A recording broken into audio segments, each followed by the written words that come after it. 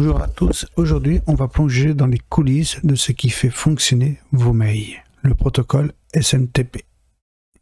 Vous l'utilisez probablement tous les jours, sans même vous rendre compte. Je vais vous expliquer comment ça marche et pourquoi c'est si important.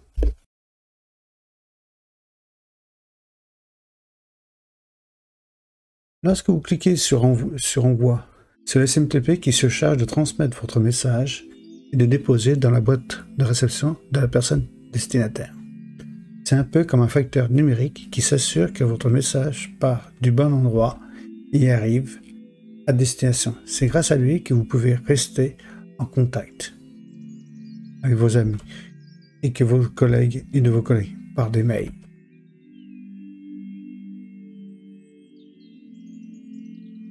Mais comment ça marche? Donc imaginez que vous envoyez un mail. Donc votre client de messagerie, donc exemple Outlook, va d'abord se connecter à un serveur SMTP. C'est à ça, le serveur SMTP va ensuite vérifier que votre adresse mail et envoie au serveur de destinataire suivant, en passant par Internet, bien sûr. Suite à ça, votre mail passe donc à travers Internet. Ensuite, le serveur final, donc celui qui reçoit, ça peut être sur plusieurs serveurs.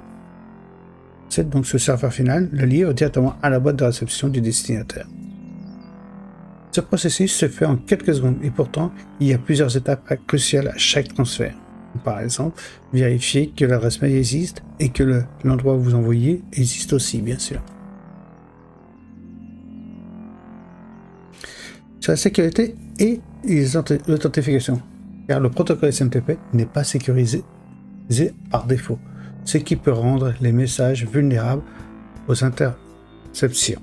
Mais attention, comme toute communication sur Internet, la sécurité est essentielle. C'est pour cela qu'on utilise des protocoles de cryptage comme le TLS pour protéger vos messages. Et enfin, bien sûr, il y a l'authentification. C'est ce qui garantit que vous êtes bien la personne qui envoie le mail. C'est comme un accusé de réception. Survolons les autres protocoles de sécurité et authentification. Donc vous avez donc, je vous dis, le protocole TLS, qui est Transport Layer Security, chiffre la communication entre l'éditeur et le serveur pour éviter que le contenu soit intercepté.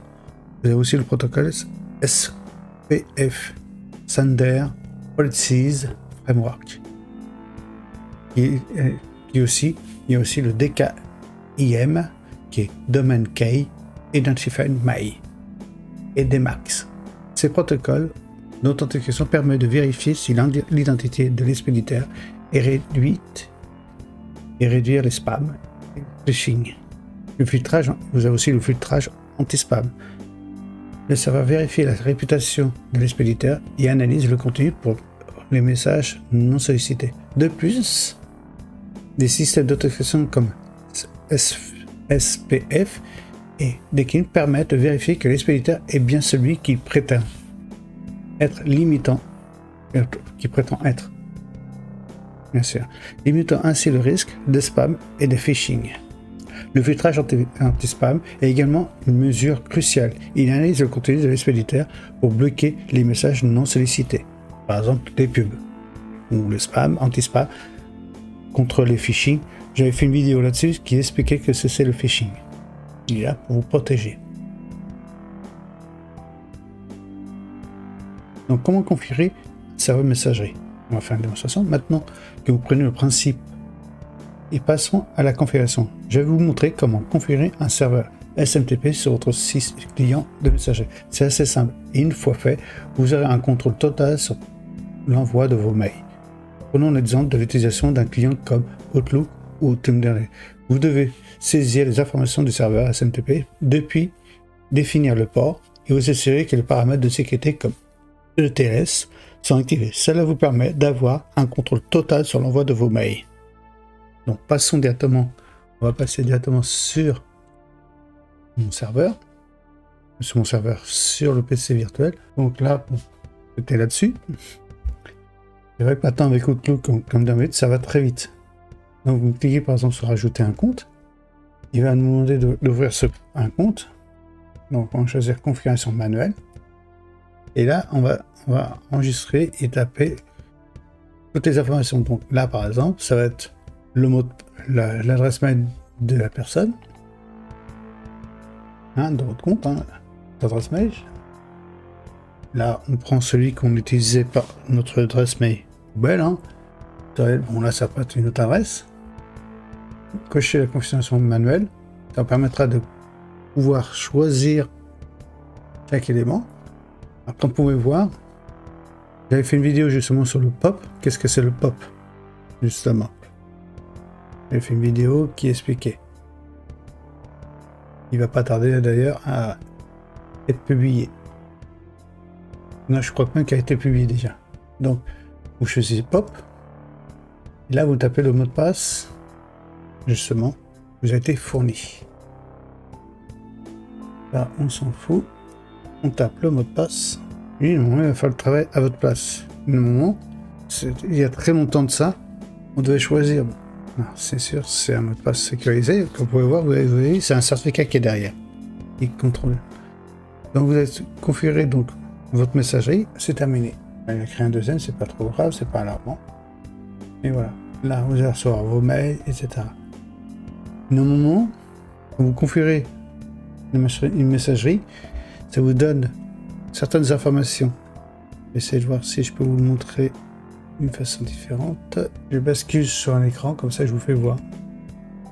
Donc vous pouvez voir, là, avant, il y avait, vous voyez, ces informations sur SMTP, il faut y mettre donc l'adresse du serveur, le port en question. Alors quand c'est sécurisé, le plus souvent c'est 993. Et bien sûr, int pour envoyer, out pour recevoir. Et 465. Et le mode SSL pour crypter les données, vos informations. Et on l'avait de cette façon-là aussi. Il y a plusieurs façons, mais maintenant c'est vrai qu'avec là ce que je regarde, c'est que c'est très difficile maintenant de reconfigurer manuellement. On peut rechercher, il y a encore certains sites de messagerie qui ont besoin de ça, mais ça se fait à disparaître au fur et à mesure. Et tout ça, c'était à marquer à chaque fois, c'était des informations qu'on mettait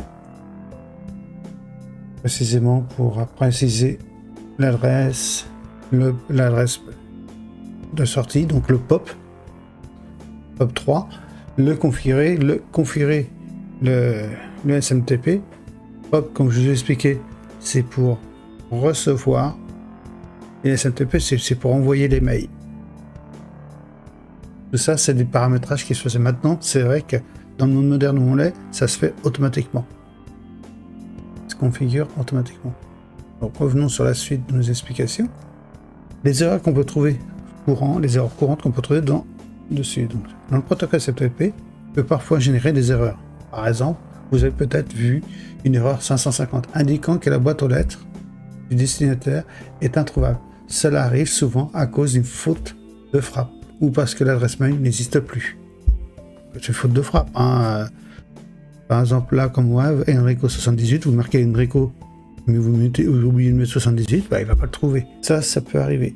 C'est une faute plus grande. D'autres erreurs comme le code aussi, vous avez aussi d'autres erreurs comme le code 451 qui peuvent signaler un problème de temporaire, bien sûr, avec le serveur de réception. Le serveur est peut-être en panne, hein, ou encore une erreur 554 qui signifie, hop, je vous fasse voir quand même, parce que je vous explique, donc là, 500, vous avez l'erreur 421, la 421, c'est ça, indisponible. Ça signifie que le serveur et le destinataire est temporairement indisponible, comme je vous disais. 421, bon, je ne sais pas pourquoi j'ai dit 451. Vous avez le 454, l'erreur 451, qui signifie que le message a été rejeté par un spam. Le 451, voilà, ça cause problème de serveur. Le 451, ça veut dire que c'est un spam. C'est un fichier, un mail frauduleux. La meilleure solution est toujours de vérifier l'adresse avant d'envoyer et de s'assurer que votre serveur SMTP est correctement configuré. Vérifiez que l'adresse mail avant d'envoyer. Il faut vérifier les adresses mail que vous envoyez, voir si c'est la bonne adresse, si vous l'avez bien tapé. Configurez aussi correctement le serveur SMTP avec des certificats de sécurité, comme vous avez pu voir là tout à l'heure, quand on a configuré notre messagerie. Vous pouvez aussi limiter les messages d'erreur, ça vous permet de limiter tout ça. Conclusion, qu'est-ce qu'on a appris pour conclure? Nous avons vu comment le fonctionnement du protocole SMTP, pourquoi la sécurité est essentielle avec TLS et l'authentification, donc ça c'est avec le mot de passe et des certificats, voire les deux additionnés, comme vous pouvez configurer, comment configurer bien sûr votre propre serveur SMTP et comment pouvoir régler et résoudre le cas d'erreur SMTP. On peut voir un message d'erreur. Donc merci d'avoir suivi ce tutoriel. Si tu as aimé la vidéo et que tu as des questions, laisse-les dans les commentaires. Et n'oublie pas aussi de liker, de t'abonner à ma chaîne pour voir plus de vidéos et à ne pas les manquer. À bientôt. Merci. Au revoir.